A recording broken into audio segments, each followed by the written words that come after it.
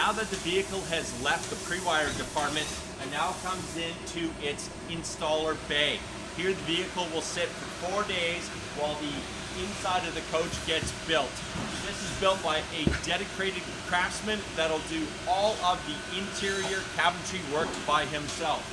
You'll note here we have our headliner in.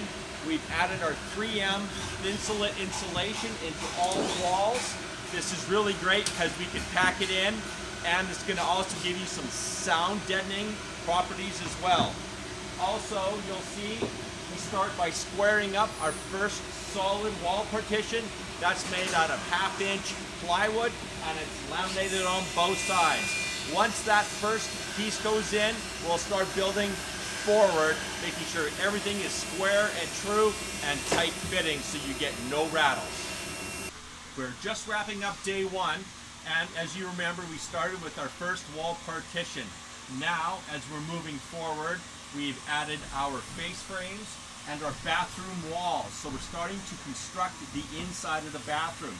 Something I want to point out is, again, we only use plywood, and it's laminate over plywood. It's not a vinyl wrap. So this is much more durable, and it's going to last a long, long time.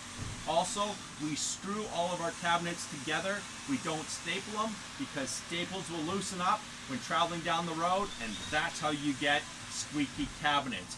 Also, when you look inside, you'll see that we have installed our black water tank, and we're starting to run some of our plumbing lines, and this will wrap up day one.